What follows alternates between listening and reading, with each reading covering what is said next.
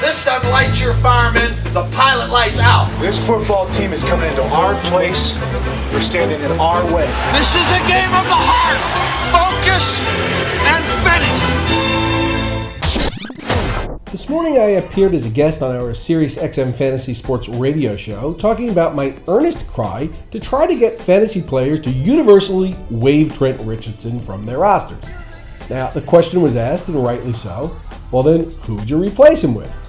Because you're not just going to cut someone for the sake of cutting them if you don't have a better alternative. And I get that.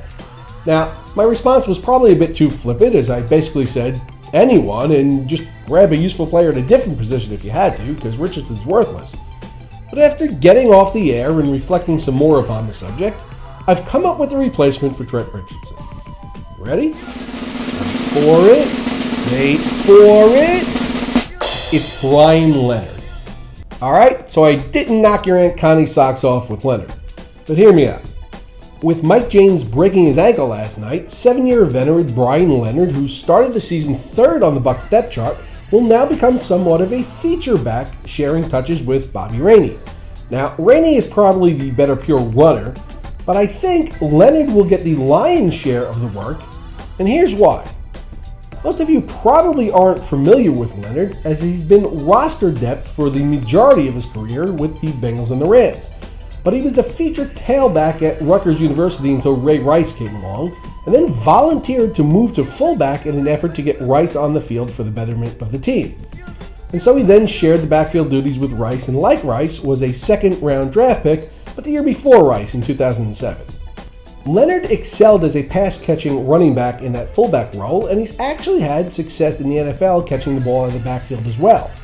Now, while he's only had 203 career rushing attempts, averaging 3.6 yards per carry, he does have 131 career receptions.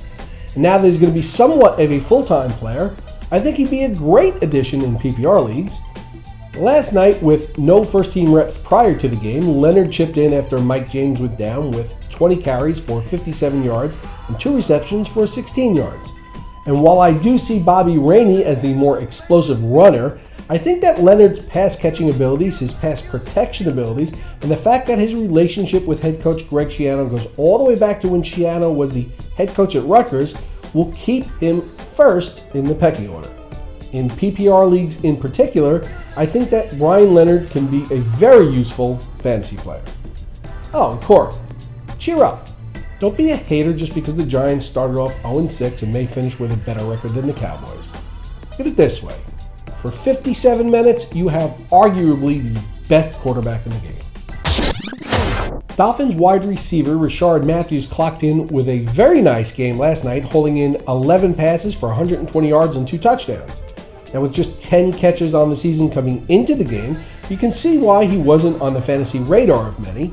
However, with the Dolphins' porous offensive line offering the worst pass protection in the league before losing 2 starting linemen in Incognito and Martin, the pass protection situation has only now gotten worse.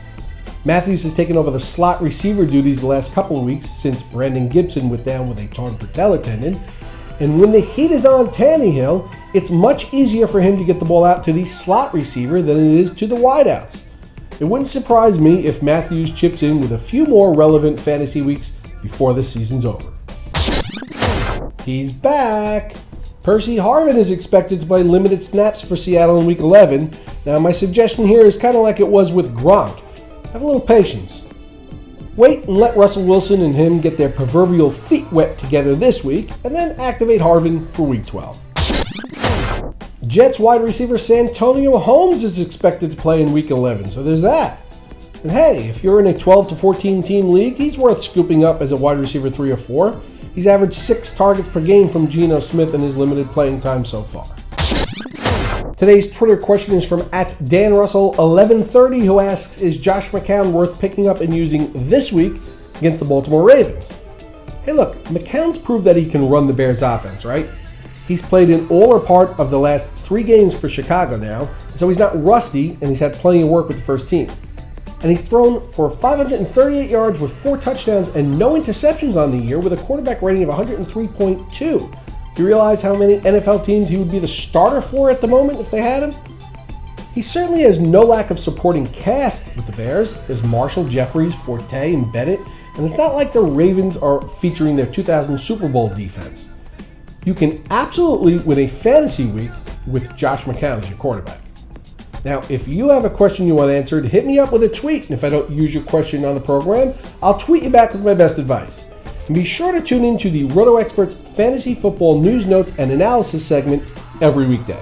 I'll be here to keep you current and ahead of the competition, and on weekends, come back for This Week in Fantasy Football, as I team up with the King, Scott Engel, covering the week that was, the week that will be, answering your viewer questions. For Roto Experts, I'm Mike Cardano.